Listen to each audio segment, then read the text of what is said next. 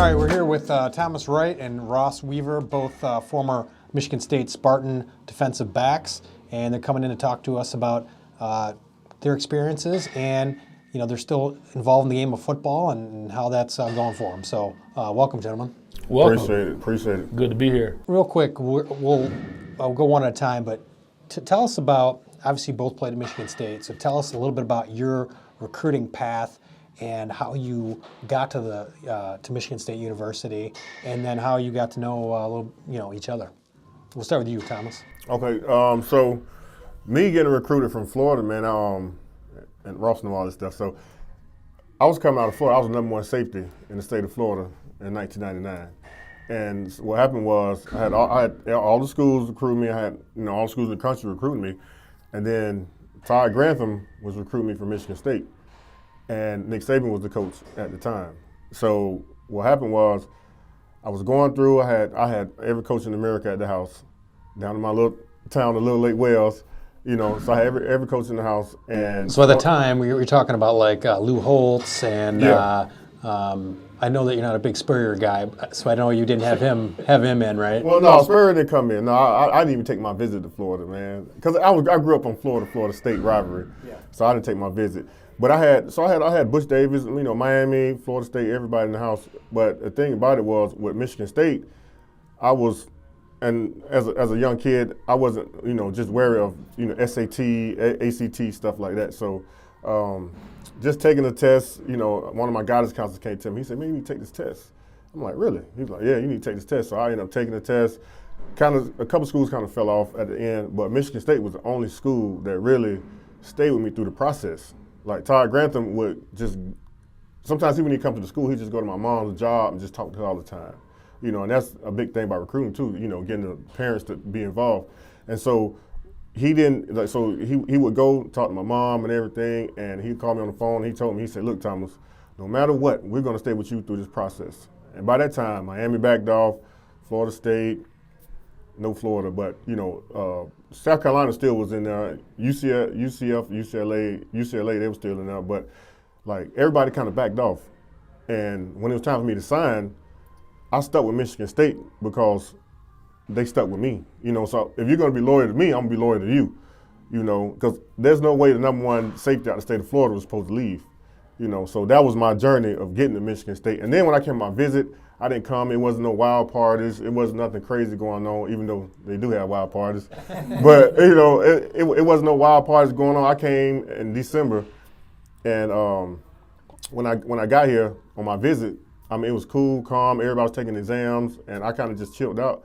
And it wasn't like I say, it felt like a lot of players said too, it felt like home. So that's what really caught my attention. The campus was beautiful, and it was just like a calm that I'm like, you know what, I'm coming here, So who did you rely on? You're a young kid, 17, 18-year-old kid at the time. Who did you rely on for advice and guidance and, to help you through that recruiting process? Man, the crazy part, I relied on me. My mom, she said, "Thomas, you're old enough to make your own decisions, and these are the decisions you got to live with, So I pretty much relied on me. I could have went to other schools and got the cars and and all the gadgets and gadgets that everybody was getting, but for some reason I just wanted to come up here because I felt like this is what it was made for. And the great thing, I made a great decision because come to find out, my college roommate ended up being a 14-year NBA veteran. So, my bad. So Jason Richardson was my college roommate. Oh. So, a 14-year NBA vet, and now, we have a relationship for a lifetime, but I think I made a great decision. So what in high school, was it like your freshman year? Was that your goal to play college? Was it sophomore year? When did you say, "Hey, look, I'm going to play college ball"?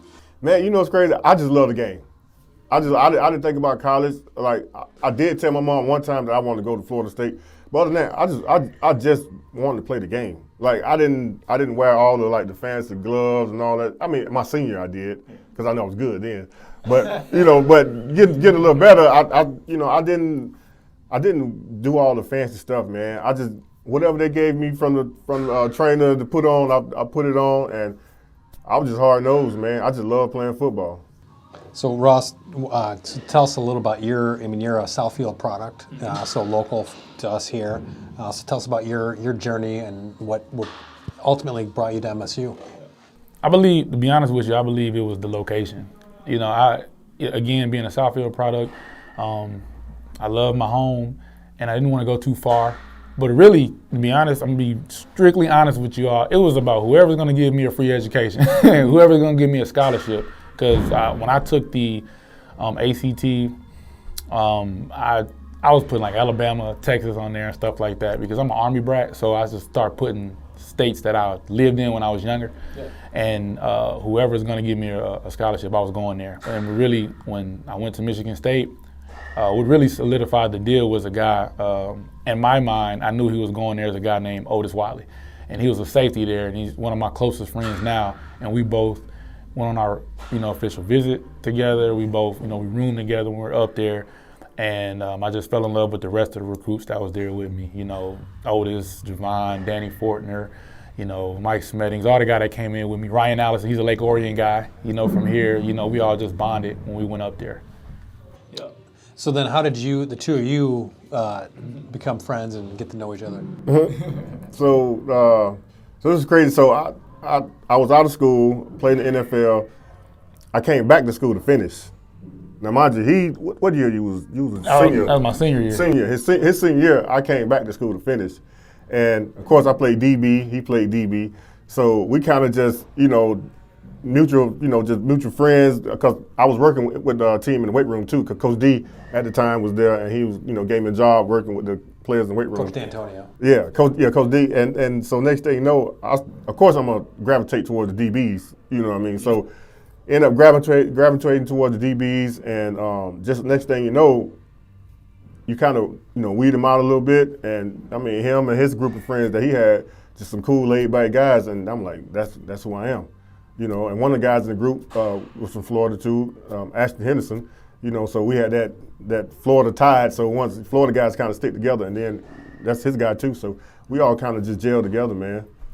So it was ultimately then Nick Saban who recruited you into the frozen tundra of Michigan then. Right. Okay. Right. So when you had all these coaches coming in, tell us some good recruiting stories about, some of these, you had some high profile coaches that were, after you. Mm-hmm. You mentioned Butch Davis and Lou Holtz and obviously Nick Saban is the greatest of all time, arguably. So tell us some recruiting stories, things interacting with those high-profile coaches. Well, I'll tell you, so Nick Saban, before he was Nick Saban, so he came to my house, mind you. Now, I didn't know nothing about Michigan State at the time. I had a Michigan jersey on, a basketball jersey on. Oh, boy. I had a Maurice Taylor jersey on because, I was watching down there. You had a 23 Maurice Taylor on. Right. So, because they didn't play Michigan State, games down there like that. So, I always played Michigan on ESPN. So, he came in the house, shook hands, everything, and he was like, son, you might want to take that off. And I looked at my mom like, who's this dude supposed to be? So from that point on, he was on me. And then the thing was, like, when they say Nick Saban's a coach, he's really coach, man. Because my mom can tell you the stories too. Like, he was laying on the ground with me with a notepad, drawing up defensive plays. And he was asking me, like, all right, if we're a man and this guy does this, what are you supposed to do? And I'm like, that's my man. I'm going with him. Right. So he was like, picking my brain as he was on the visit, And the thing about it was a great home visit because he got comfortable. I mean, he didn't do nothing like coach down the road, but taking his shirt off and doing the other stuff. But he was comfortable, man, and that's what felt good, And I'll say Lou Holtz, I went on my visit to South Carolina. That was a wild visit. That's what made me not go to South Carolina. Man, look, I'm like, I don't think I need to be doing this. But yeah, so South Carolina, I went to that thing, man, and it's funny because I went to Coach Holtz's office, and they was trying to get me get me to commit. And I'm like, I don't think I'm ready to commit right now. And they was like, well, no, I think you're ready. I'm like, no, I think I'm not ready. So they end up keeping me an extra day, because normally you're supposed to go home on Sunday.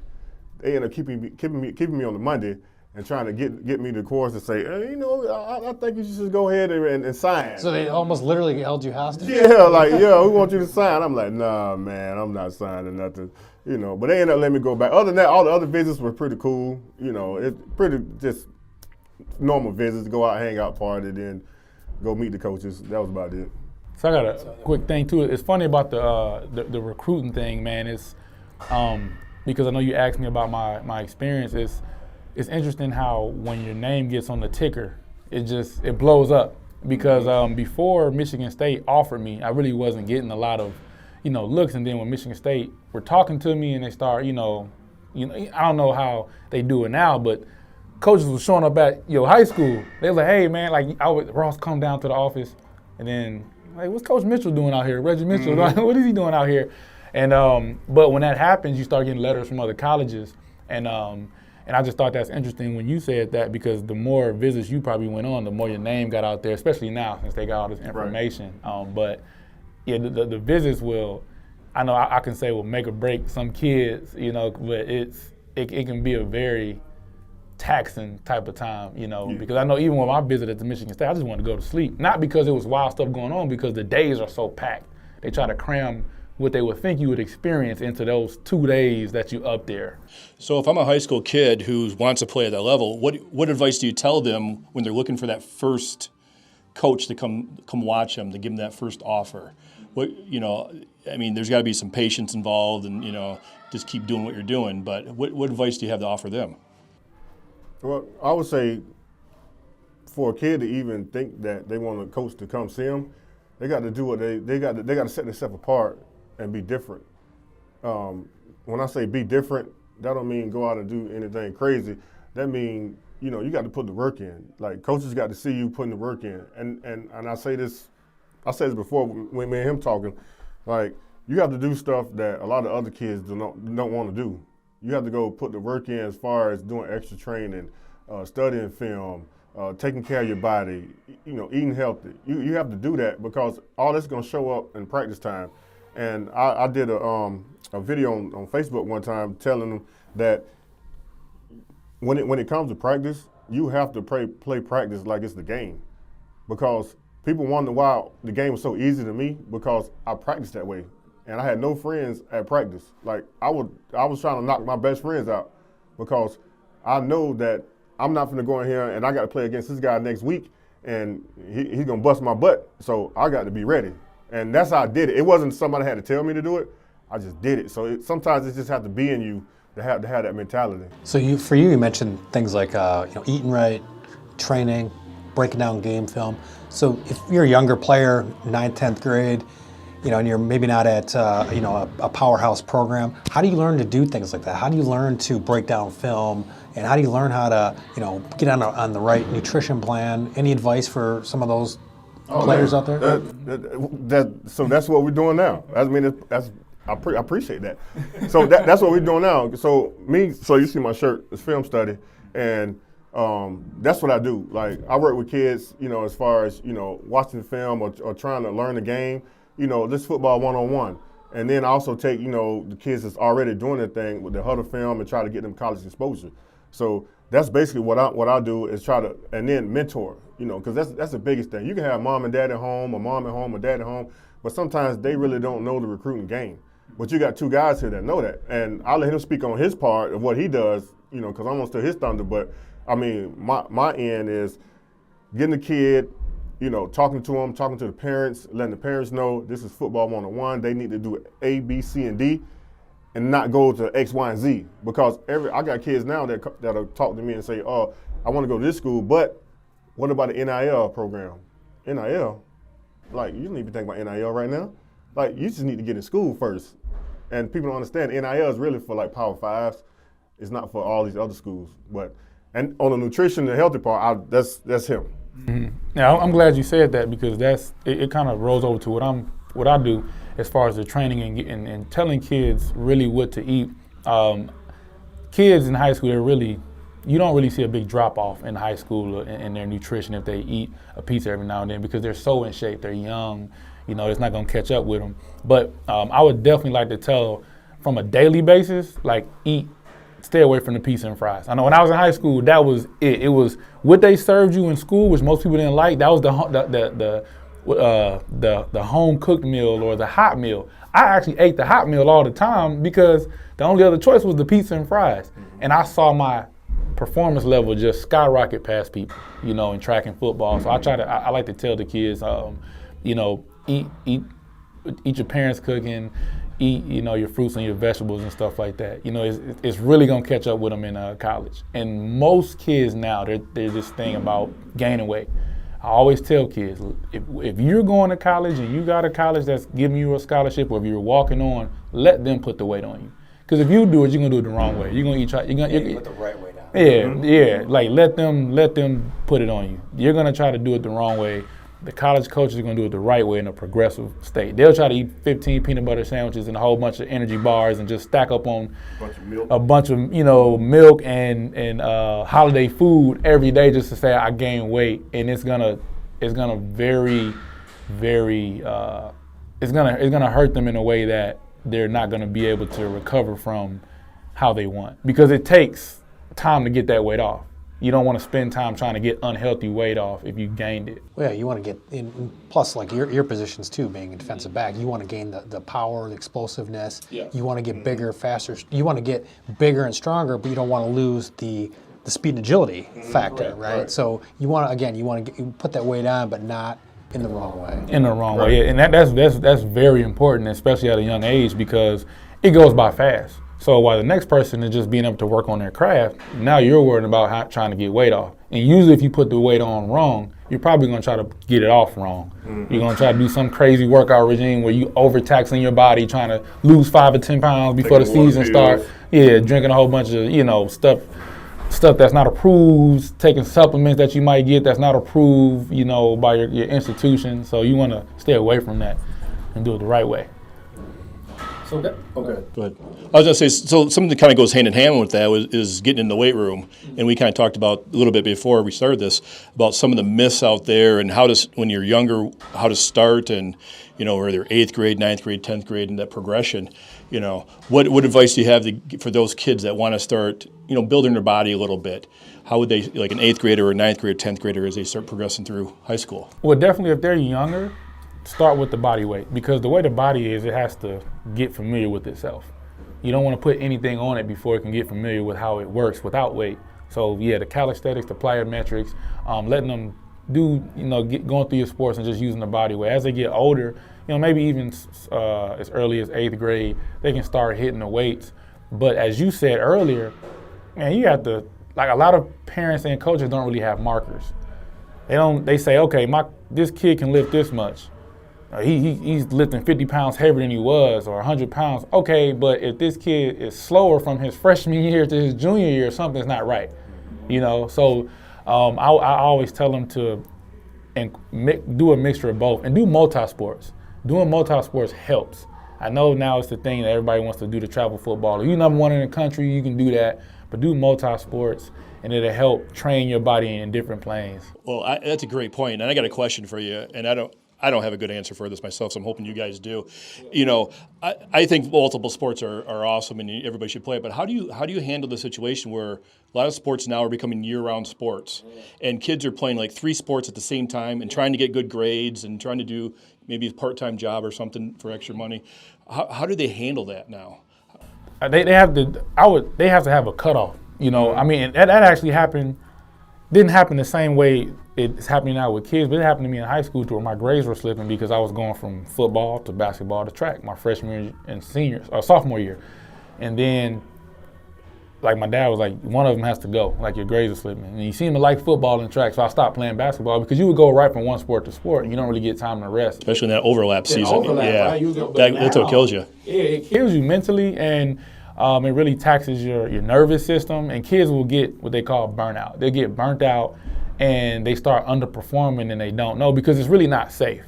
I mean, they do it because they can and they're kids, but you never know you're going to get to that threshold. And I would just encourage parents to pick and choose where you want to go. You don't have to go to every camp. You don't have to go to every 7-on-7. You don't have to go to every invitational competition, wherever there's that. It's good to get them exposure, which is needed, but kind of dialed down so your kid can get some rest. This episode of Two Average Daves is brought to you by our sponsor, FullCountGloveRelacing.com. Get your glove back in the game. Don't take your glove to a nice kid at a sporting goods store who doesn't know a thing about glove relacing. Have a baseball guy fix your baseball glove.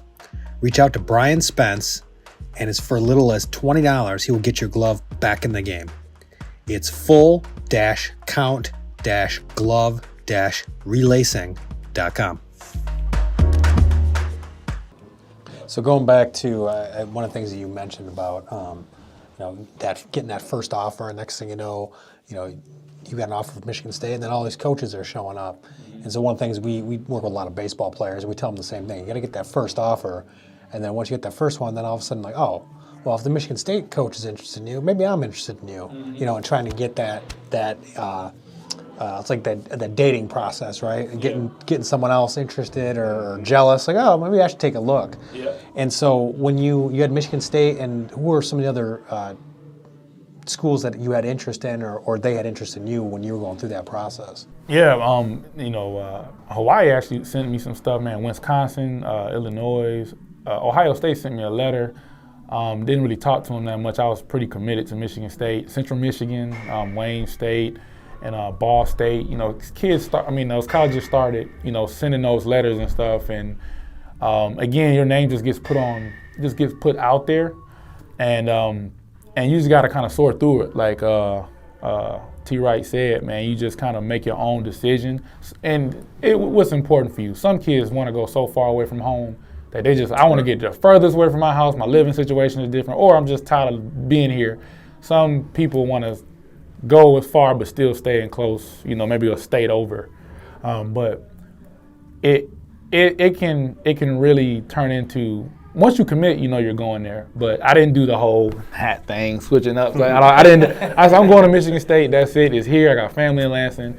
My friends are here. But you can definitely do that. But you definitely have to make your decision and make it for the right reason. As he said, he made a conscious decision for it. But as you said, the schools will back off too if they feel like there's a reason to back off, right? Yep, they will. Now you, Russ, you had just coached Antonio as your coach, correct? No, I had Coach Smith first. Oh, you had Smith first. Yeah, Coach John L. Smith first, and when Coach D came in there. Funny story, I really didn't like Coach D's attitude when he first got there, because it was Coach Smith, bubbly, in your face. I love that. I love you type of personality, and Coach D got there. But what I didn't know is he was setting a foundation. So when he got there, he had to get a feel first. He wasn't like, hey, I'm the new coach, I'm going to be buddy and friends.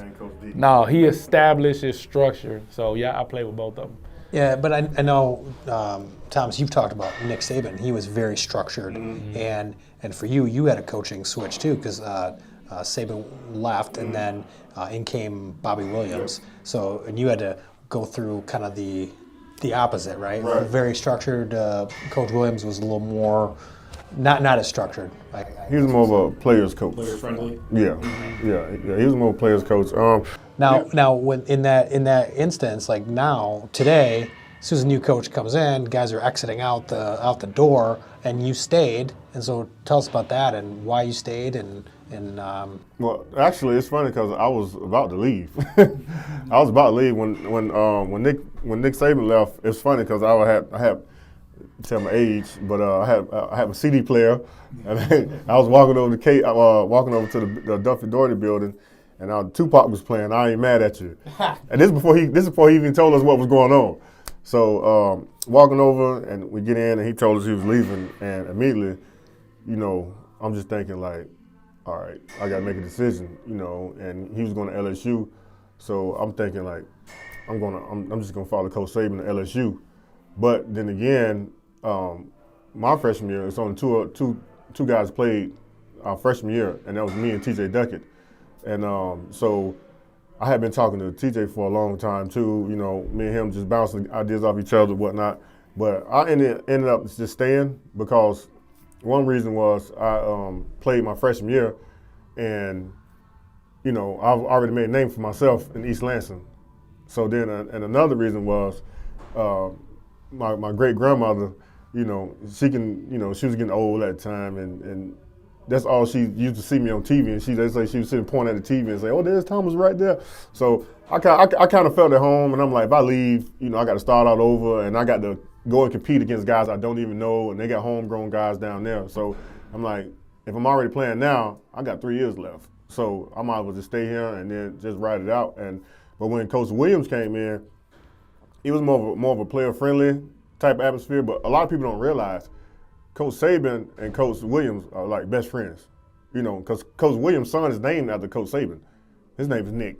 So it wasn't like it was a bad transition or nothing like that. It was just, he was just more of a player-friendly guy. And, when the younger guys came in, it was more open and a little more loose. And how did the older players at that time take that with the younger players coming in? Because the older players must have been used to the structure, right? And the newer guys coming in and it's a little bit looser, right? And then when you try to push down on the younger players, it's kind of that like it's now. These kids got a little fight back in them. Like, no, man, I'm not doing that. I mean, I never got the pushback, but then a lot of older guys that try to set the tone that wasn't a captain or wasn't a somewhat leader of the team. They're gonna give them some pushback. I didn't get that because what do you want to do? Like however you want to do it, but we're gonna do this. So I really didn't get that pushback. But other guys on the team. But you already proved yourself as a freshman. Right. So nobody was gonna mess with you. And as a freshman, they knew I was ready at any time. And that's one thing I tell kids too. Don't go in and I'll do this for these young guys. You don't want to go in and go into these situations where, like at Northwestern and all this craziness where they hazing kids. I don't believe in that. I don't believe in bullying. I don't believe in none of that. So my thing is, when I got to Michigan State, I probably got messed with one time. But I told them, I said, hey, you give me one time. I said, but next time, you got a problem. I never had any issues. Yeah. So now you guys obviously both played in an intense rivalry with Michigan State. So Thomas, you played in a very interesting game with clock gate, and so just tell us quickly about about that whole experience and what that was like. I mean, that's an iconic moment, in the rivalry. Yeah. Man, that game was crazy, man. I mean, dude. So everybody stay on the sideline, and so they go down. I think they pass it. I forget where they run or pass it, and everybody on the sideline calling timeout. So I'm not calling timeout, but everybody's saying spike the ball. So next thing you know, smoke run up. He's getting everybody, and he spiked the ball. I look up, it's 1 second left. But everybody else saying is, oh no, time ran out. Michigan people over there yelling and cheering, like, nah, we got one more left. And it's funny because if you watch the play, because they always show that top film of it, so you can kind of see TJ going through everybody and then getting the back of the end zone. But if you're looking from the sideline, you don't see TJ. Yeah. Like, you don't see him at all. All you see is all the Michigan players got everybody covered up, and then you just see smoke throw it in the air. And it was 1 second, but it felt like it was like 15, 20, because the ball just sailed in the air, and next thing you know, all you see these big hands just they catch it. And man, it was crazy. That was one of the best moments I had in college football, man. That was amazing. We partied hard that night too. I was about to say, I'm pretty sure Michigan State did not go to sleep until Monday. Yeah, I don't think I took my tape off. Yeah, buddy. So Ross, what about you? What I know you were in a different period of time, but talk about that rivalry and what it means and how just take us into it. I mean, you're there, and it's for us watching from TV is one thing, but you guys are there, and talk a little bit about what it meant to you. The interesting thing is that I didn't understand how big it was until I played in it, and and I just so happened to be a part of one of the ones where we lost. Well, it was partially I gave up a big play to Mario Manningham in the corner, and there was some other passes that was caught that game. But when you were the last, that was the last play to get caught. You felt like you give it up, but you just understand the rivalry. And afterwards, we beat them, the following 2 years, and just being a part of that and understanding, like every year, what's at stake, is unmatched. It's unmatched, especially at that time. I think we went on like a 4 or 5 year streak when by the time he left that we didn't beat him. So when we lost, and we was right there in 07, then we came back and beat him in 08. The campus was crazy again. Like we beat Michigan, and it turned into a thing that you could feel. it turned into a thing that you could feel, and you just, you love your brothers off the field because they are brothers. We play high school with them. But when one goes to Michigan and one goes, Not your brother anymore. not anymore. I hate you for the next 4 quarters. Not literally, but What's funny about that, and just getting to that rivalry. So I didn't know about it, right? Coming in as a freshman from Florida. Well, yeah, you had the Maurice Taylor jersey on. Yeah, so I didn't know about it. I didn't know how serious it was. So I forgot who was playing that day. I think he was playing Iowa or somebody. And we always had all the Big Ten games up on the chalk, like on the dry erase board. So I came in, a couple people already got taped. I'm about to get taped. And so I'm looking at the board, and I see everybody you put a mark by who you think you're going to win. So Michigan was playing Northwestern. And mind you, at this time, Northwestern was like terrible. So I look at the board, it's like 9 marks beside Northwestern. I'm like, man, who is picking Northwestern? So I go put my mark by Michigan. So I'm getting taped, and the head trainer say, who in the world picked Michigan? Everybody stopped. So everybody stopped what they were doing. And I was like, I did. He was like, you should never go for Michigan. You don't know, this is not a place to go for Michigan. And I'm like, man, I don't know. And he was like, erase this. He took it off and then he put a mark by the thing too. Like, no, you go for these guys. Yeah. I'm like, all right. That was my introduction to the Michigan State rivalry. Oh, yeah. So, maybe he was a Buckeye. Who knows? So going back, obviously you guys both graduated, and then take us through. We'll start with you, Russ. Going at the next level, and what that was like, and maybe you can explain. Obviously, you've gone now from high school, one level, now you're going to college, another level, and now you're going to the professionals, and maybe you can kind of give a little bit of perspective of really what those steps are like. And well, before I start, I got to give this man here props, because that's really how we met and got close, because he was there for school, but he actually, which he didn't mention, man, he's such a humble guy. He actually, helped me train for my pro day. And when we were done, because a lot of cats like me, I was, I knew I wasn't getting drafted, but all this stuff. I just, hey, if I get a shot, I get a shot. I was about to go to grad school and do track, because track is actually my first love, track and field.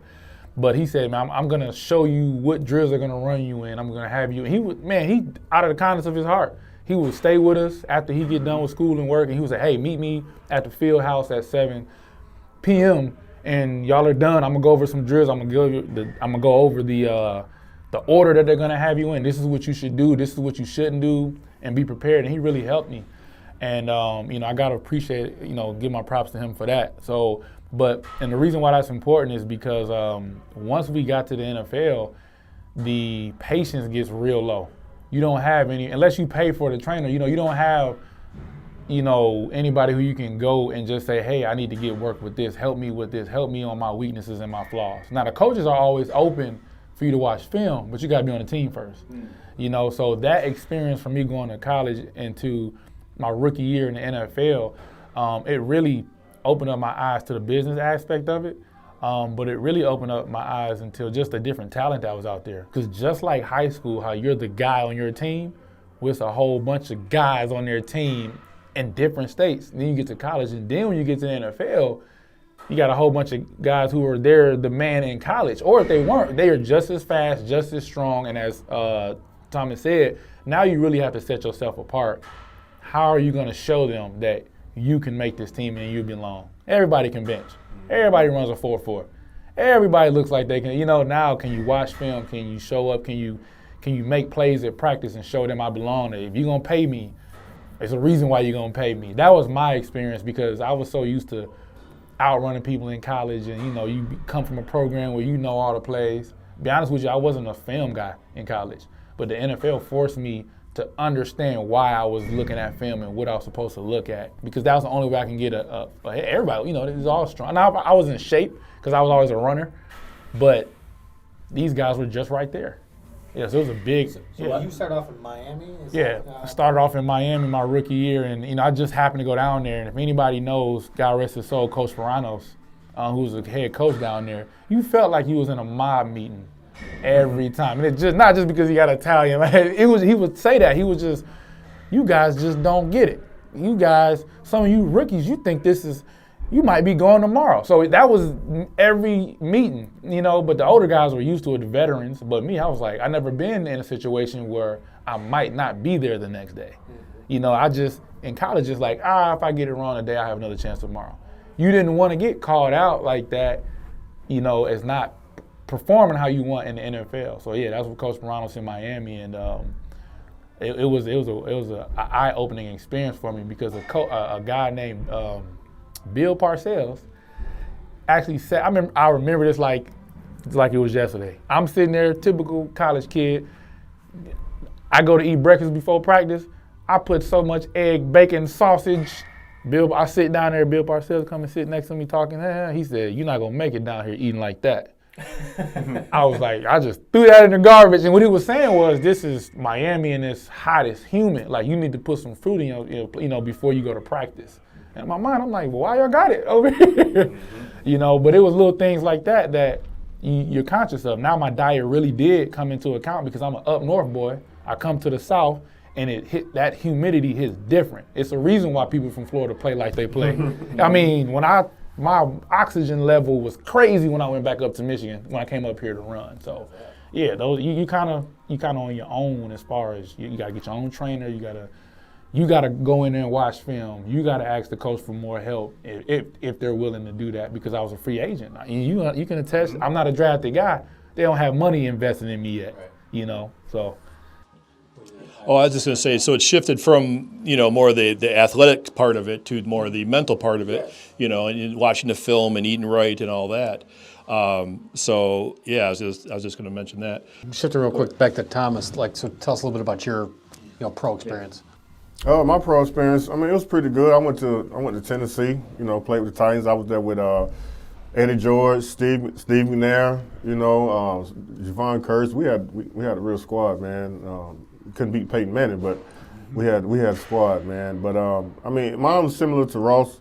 I got in and I still had that no nonsense attitude. Like I didn't hang with the vets. Like a lot of rookies, what they would do is they would come in and try to hang with the vets that have all the money and all the cars and everything. And I didn't do that. I sat in my locker. I read my playbook. So I was one of those guys that took the game, serious. But at the end of the day, the vets would notice. The vets would notice who was front runner and who was really trying to be here. And I remember, I tell the story all the time. I remember Keith Bullock played linebacker. Was at Eddie George's bar one night, and he pulled me to the side. And I went free agent also too. And he pulled me to the side, and he told me, he said, "Man, none of these older guys want to tell you this." He said, "But you're gonna make this team." He said, You don't come around and hang around us. You don't come around and try to hang out with us. You're not trying to compete with anybody. Everybody see you in your playbook. And the thing about it was, when I'm on the practice field, like I said, I had the attitude from high school, really from Little League. Like when I'm on the field, I'm going. I'm here to do my thing. Like I don't need to. I'm not talking about no girls. I'm not talking about what we doing after practice. Like we can talk about that later. So I always had that mentality, and that's what kept me around, because I ended up going to the NFL Europe too, which was fun. It was more fun than football, but it was fun. But yeah, so my NFL experience was very good, man, because I went to a team too that didn't have all the craziness that some of others, like, how they say you go to New York or something, they don't like the coach or something like that. Mm-hmm. And, the thing about it, everybody loved Coach Fisher. Like, we'll practice hard in camp, and he was like, guys, take the night off. See you tomorrow at like 11 o'clock. That was unheard of. Because, normally we eating at like, 5:30, 6 o'clock in the morning during training. Yep. So, that's one of those things. He was a player's coach too, but, it was different from my perspective because I didn't have to go through, some stuff some of these other guys. We didn't have to leave and go nowhere for camp. We stayed right there at home. So it was they made it comfortable for us. Take us through now. You talked a little bit about what you're doing now and helping kids. Before we talk about what you're doing in a little more in depth, let me ask you, why are you giving back? It sounds like you really enjoy working with kids and pouring back in. Did you have somebody that poured into you? What makes you do this, and what gives you a love for it? Well, so my thing was, like, I had a few guys that was around that I had that was kind of tap in a little bit, but basically, like I said, it was me. So my motivation to do what I'm doing now is the fact that, I just want to give the knowledge, because that's the thing. A lot of people don't have the knowledge. So when I'm doing what I'm doing, it's for that kid that has a single parent, and mom doesn't know and dad doesn't know, and they're just confused, and then, they let the kid make a decision that might, could send them the wrong way, or I'm doing it for the mom and dad that don't have time, for the kid. They just take him to practice and drop him off, or I'm doing it for the mom and dad that does have all the money in the world, and they just don't want to deal with the kid. They just want to throw him to the wolves, and, you never know what's going on at practice. So I just want to be there to give the knowledge, and give the understanding of what it's like to be a student athlete, high school athlete, college athlete, professional athlete, because a lot of people will sit there and say, oh, well, I did this when I was younger, but then again, they can't give you the steps of when they got to another level. So like Ross and myself, we've been to all levels, and we've had to endure what it takes to be a professional athlete. So if I can get to that level, why not go back down and give some motivation to other people? So that's really what I'm doing it for, because like I said, I come from, it's 5 of us and one mom, so I didn't have just that guy to say, hey, because my dad passed when I was young, so I didn't have that one guy to say, hey, here, let me show you what's going on, So I see a lot of kids like that today that they want to get on social media. They have a social media page. They doing gang signs and all kind of crazy crap that they don't need to do. Because I'll call a kid quick. If you want me to watch a film, and I go look at your social media and you got anything crazy, oh no, we're not looking at that. We're not looking at that. And I'm not a D1 coach. I'm not a Power 5 coach. I'm just a regular guy trying to help you out. If I'm not gonna help you, do you think these other coaches or these other scouts or anybody gonna come look at your stuff? I had one kid that had he's older now, but I had one kid, he wanted to go back to school to finish. He had a picture with him and a gun on the thing, and I'm like, dude, if you don't take that back down, I'm not calling nobody. And he was a player too. I said, dude, if you don't gonna take that down, and I promise you, the day he took it down, 2 days later, his old coach called him and said, hey man, we want to bring you back, because he got injured, and he said, we want to bring you back, whatnot. So I'm like, man, and that really made me go and start looking at social media before I even talk to anybody. If you send me your film and say, hey coach, check me out. First of all, you say, hey coach, check me out. At least introduce yourself, Yeah, you send me a Twitter DM. Yeah, hey coach, my name is so and so. Introduce yourself. Yeah. But if I'm seeing the social media posts and you're doing like silliness, that's not gonna fly, because that shows right there you already got bad character. So I'm not doing that. But yeah, basically, I'm sorry I'm going to go on so long, but yeah, I just do it just to pass on the knowledge. I'm glad you said that, because I believe I'm actually learning as a trainer and being on the field with them. He handles the film study part, but their character transfers over to the training. If your coach, high school coach, has to tell you repeatedly to do something, or you think you know better than them, it's the same with me. When you get with me, it's gonna be the same thing. You're not gonna be able to learn. So one reason why I do what I do, really it started off because I was tutoring. That's really started, that really progressed me into the training aspect of it. And the reason why is because I started noticing that, as he said, with the kids not having that opportunity to have kind of a mentor, a lot of kids don't really get to express themselves how they want when they're in class, right? Because the teacher has to have classroom management. And I started noticing when they were with me, it was a totally different kid. And I have this thing called good ground over good sound. And what that means is, are you actually gaining ground in your character, or are you just making sound? Are you just making videos, or, good ground? And I really got that from, I'm a faith-based man, of when the stuff falling on good ground, when Jesus was talking to, giving his parables, and like, hey, look, if what we go over, can you actually get better? And that's kind of what propelled me into the training, because I had kids and they started coming. I said, man, this raw talent, but how can we get you planted in the ground that actually helps you build, and you just not out there making sound, just not out there, as he said, posting random videos to make it look like that you're sweet. Well, I'll piggyback on what he said. I mean, Jesus also said, "What you sow, you reap." So if you sow good things, positive things, hard work, that's what you're going to reap. Right. And if you sow laziness, or you're only doing it half the way, that's what you're going to reap. So pouring into yourself, it's going to reap good benefits for yourself.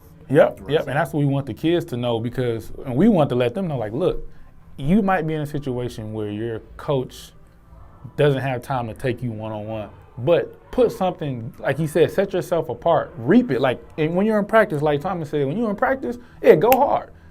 Smack somebody in the head. Now you're automatically gonna do that in the game. So when you're training, let's put your foot in the ground and actually evaluate yourself and say, are you getting better, or did you just get a dopamine hit? When people go to the gym, oh, it felt good, but then I put in 2 hours at the gym compared to somebody else who might say, I can go get 30 minutes of workout in and actually get better. So that's the reason why I do that, because I see a lot of kids, they're able to actually work on what they work on. And then I always notice the same thing I noticed when I was tutoring, which I still do.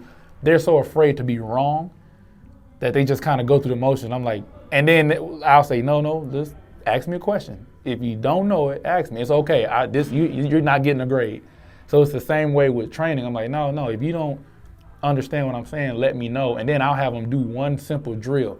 Because most people, when they train, right, they expect almost like a football practice. We're going to do all this twisting, turning, jumping. I'm like, no, we're going to work on what I believe that's going to help you become a better football player.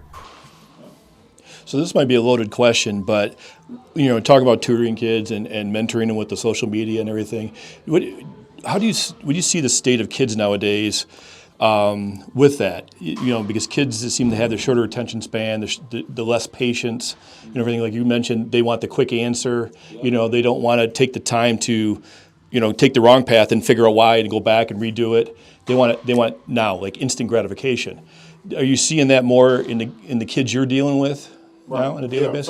So the instant gratification, it's pretty much it's kind of the kids that go to these programs and they're the man at the program, because there's so many high schools now. High schools popping up everywhere. So it's a lot of kids that's been told that they're good. Sometimes you tell a kid that they're good, they think they're better than everybody. So I wouldn't say not tell a kid that they're not good, but always tell them you can do better. You're all right, you're okay, but you can do better. Because once you start giving them that green light to say, oh man, you're gonna be a D1 athlete, and you go to a high school that's 0-12, and they haven't really seen any competition, you can't do that, because if you give them too much, what they say, if you give them an inch, they take a mile. Mm-hmm. And I think this is what the attitude with the kids to today, and then with all the social media, again, you see your favorite athlete going on and hanging out and partying and stuff. You think you can do that as a high school athlete? No, man, these guys make millions. You still getting paid from mom and dad on allowance. It don't work like that. Yep. So and that's the thing. Just giving kids too much too early is setting them back, because you get all these kids now, like the coach from Maryland, the third string running back said he won $100,000. He's getting in the portal. Get in the portal. And guess what? When you get in that portal, it's not fun. Because you think you're gonna transfer, but guess what? I don't know the percentages, but I'm just going to throw one out there, so don't quote me on this. But I'll say probably about 85-90% of the kids go down a level. Only ones that go lateral or go up are the guys that really, really put the work in, or really had a situation that was not for them. But just because you come and say, hey, Thomas, you ain't do that good, I can't be like, oh, I'm about to get in the portal. No, I'm going to say, you know what, coach? All right, appreciate it, and I'm going to get better. My coach has never had to argue with me about effort. That's one thing. You can't teach effort. No, man. So those kids that think they're already there, if you think it, and if there's some high school kids listening right now, if you think you already there, you are not there. You are not there. I'm telling you, I thought I was there too until I seen the 250-pound linebacker beat me to the ball when I got to college. I'm like, you know what? I think I need to speed up a little bit. Yep. I think this thing is real now. And I got TJ Duckett, 260, running the ball at me, and I'm 195. You know what? I think I need to go a little bit faster and learn these plays so I can get there before he before he get to the spot, I need to be at that spot. If not, I'm gonna be on ESPN. I'm getting ran over. Yeah. That's a beautiful thing that you recognize that, because as you said, if you pump a kid up like they're that guy or that girl, and they're not, that's tough for them to swallow when they go against some people who really got talent, or they go to a place where they're really challenged and they don't know how to respond because they're so used to going against average players. Well, they don't know how to deal with failure. That's Right, it. right. That's So it. Obviously, Coach Walters coached a lot of sports.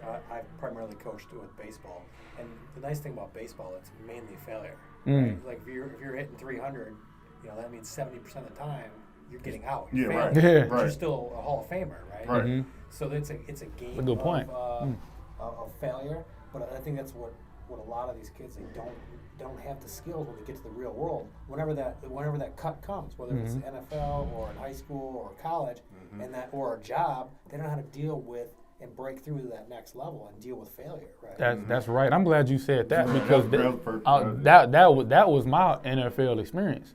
Because now you go from a guy who I was playing and starting in college to now I'm not drafted, right? So now when you get on, you have more of a challenge to make the team, because if y'all are the coaches, or if we're the coaches, if I draft y'all two, I can't start these free agents over y'all. I have to show the GM that I drafted Dave and Dave, they're going to hey, wait a minute, he got 2.5 million, and he got 8 point, and now you got these other guys starting, right? So it was a challenge for me just being at the back.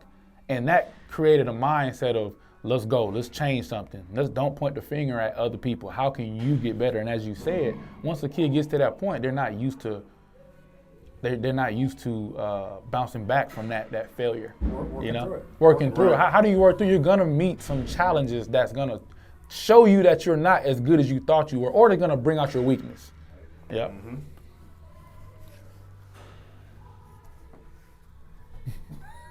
Yeah, and just to piggyback off you said, that's kind of how I train DBs primarily, but really in speed training, I try to get them to do something that they're not good at. So whatever you thought the training session was going to look like, or how he has the film session, whatever you thought we were just going to create a highlight and give you a whole bunch of okays. No, I'm going to critique you and show you how to get better. Constructive criticism. Yeah. You got to have that, because Nick Saban gave it to me. Mm-hmm. He told me one time, we ran a play, what's called box. I don't want to get into coaching, but you got like 2 or 3 receivers, you call box. That means, box is 2 receivers, and it's corner, linebacker, and safety, or that could be a nickel. So it's called box. I was a freshman. They kept running it. I kept chasing the guy. He said, "No, Thomas, you don't run it like that." So, like I said, constructive criticism. He said, "My hat can guard this better than you." He took his hat off, threw it in the spot, run the play. They ran the play. The guy caught the ball right in front of the hat. He said, "What I told you." He said, "If my hat can do it, you can do it." I was like, no. But no, most kids will take that and be like, "Oh, he picking on me." Right. He wasn't picking on me. He wasn't picking on me. He was showing me that I need to watch. I need to pay attention to detail. I don't need to chase this guy because I was doing what I wanted to do. I'm not doing what he wanted me to do. And once I did what he wanted me to do, guess what? I made that same play in the game plenty of times. I can remember that play in my head. I can run that play right now. So if you guys are coaches nowadays, all right, and you're getting to go out, you're on the recruiting trail and you're looking for athletes, what are you looking for? I'll start off. The first thing I'm looking for athletes who take the constructive criticism. And I'm looking to see if they change anything from when, what the coach told them to do. Because you can tell by body language, right? That's what I'm looking for. I personally believe that you have some gifted athletes, but because of the stuff I trained for strength and conditioning and sports science, I just know that you can get anybody the tangibles, right? I can get anybody vertical, I can get anybody faster, but not everybody has that ability to learn and that grit. That I don't know what it's called. We call it that dog, that dog in them. But I look for that, and that's speaking of Drew Rankin, I always go back to talking about Drew from cornerback from Northville. Once I spotted him at the mano a mano camp, that showed. I said, yeah, this guy has that fight in him. So, and a lot of coaches and scouts can see that. They've been around. You've been around a business. You can know who has the go, who can take coaching well, who's like, okay, I failed. Next rep. or who's just like, oh man, I didn't perform how I wanted to, I'm done with the sport. You know, that's what we look for. Whoever got that go. Well, I'll tell you. So, like when he say, me personally, when I'm looking at film, no matter what position, only position besides quarterback, everybody else should have a motor. Like everybody else should be running to the ball, doing something. I mean, O-line, you should be pancaking or running them downfield 5 yards. You know, running backs, you should be blocking or running your route or doing something. You know, like when receivers should be running your routes or blocking. Defense, especially defense. I'm watching film and I'm watching highlight film. Not only am I watching you on the highlight film, I'm watching the 10 other guys. What are they doing? Because it's a lot of guys got scholarships off another person's highlight film. Because they're like, well, who is this guy? You might put a lazy play, and then this guy might run past you to the ball. You just got to sit the tackle. Like, who is this guy? I'm telling you, because I call home all the time when I watch kids' films from where I'm from, and I'm like, I see 90, but who's number 7? Like, he was on the other side of the field and just made a play. You know, so I look at the motor, and then once I look at the motor and say, okay, because coaches want to see like that motor on the field, no matter what position besides quarterback, unless you're Lamar Jackson. Other than that, you know, at quarterback, other than that, they want to see motor. And you have to be moving. You have to show that you have that tenacity for the game, because if you don't have that, coaches will just swipe up on your film. And now it's on to the next one. It's like TikTok. You just go to the next video, you know, and I do that all day, every day in huddle, you know. But yeah, so I look for the motor, and then after the motor, that's when you start trying to get into the science of the game and the knowledge of the game and say, all right, who's this kid? You know, what's his grades? Who is this? Who is that? I mean, I get in depth, but not that much. But I look for the motor, and that's what, you know, triggers me to keep looking at the kid. I really appreciate your time here. This has been Appreciate y'all, fantastic. But before we go, talk about individually your businesses and how you can help players and how they can reach you and where they should go to, you know, get more information from you directly. We'll start with you, Russ. My business is, again, it's a training business, speed training, defensive back training. I also do the agility and footwork piece for other athletes. You can reach me on Instagram at Ross_Weavers_world. It's another Ross Weavers page. That's my old page. It got hacked, so I had to start a different one. So yeah, go to Ross_Weavers_world. Don't just go to Ross Weavers World. That's a different person. They still got the page. I don't know who it is. And same name on Twitter, Ross_Weaver_world. The same thing. _Weavers World. So yeah, training, and I do tutoring if anybody needs math, but you can hit me up on that. And that's pretty much what my business is, man, just making sure that they know the game. And I train differently for any DBs who end up training with me. I train differently. I'm not a get tired coach. You're gonna get a lot of technical advice that's gonna help you in your game. So you're not cookie cuttering it. You're tailoring it to each athlete. I'm tailoring it to each athlete because every defensive back plays different, like every sport. You know, I don't want to just come out there and just wear you out for an hour. Most kids get that. You're in between track and football and baseball and other 15 sports you're doing. I just try to help you with your craft because that's what the scouts are going to notice. All right, I got film study, so you'll see my shirt, film study. And then you can find me at Film Study Essay on Instagram and X. I wouldn't say Twitter, but X. Yeah, so both of them Film Study Essay, and you'll see my wonderful face on there. But yeah, so Film Study is geared towards just taking. Really, it started by taking overlooked and underrated, you know, athletes and trying to help them get more college exposure. And so that's what I do. You know, it's just me right now. So you definitely get me and me only right now. Well, actually, you'll get Ross too because we partner up. So he just don't know it. So yeah, we in this thing together. So but yeah, so what I do is I talk to kids and parents. You know, give them the knowledge, give them the football 1-on-1s. I sit with them and you know I evaluate the huddle films because a lot of kids put a lot of film out here that just throw it out and nobody's looking at the film. So what I do is I'll go and, they get with me, and then what I do is I talk to the parents and evaluate and say, all right, this is what this kid needs. And so I'll go through, I might watch the film or give a breakdown and say, hey, your film is out of order, unorganized, do it like that. Or, if it's like a full-on recruitment, trying to get a kid to go to school, and, we'll sit down and talk and say, all right, this is what I'm offering, and we'll just start a recruiting process, because a lot of kids do not understand that it's more than just Power 5 schools out there that you can go to NFL. I know. When I'm from, you got Weber University and Warner University. I know a guy went from Weber University, NAIA, and went to the Giants and played. So you can go. I mean, mind you, he was 6'3", 210-pound corner, but you can go. You know, they'll find you. If you're good, they'll find you. And then too, also, I like to tell the athletes, you know, when we say life after sports, like you were saying, that cutoff point, you know, and that's something too that we discuss a lot too, about that transition from, you know, being that star athlete to being that, you know, the average Joe going to the gym and just seeing your old friends. You know, that's mentally that's hard, because we had to go through it, and a lot of guys had to go through it.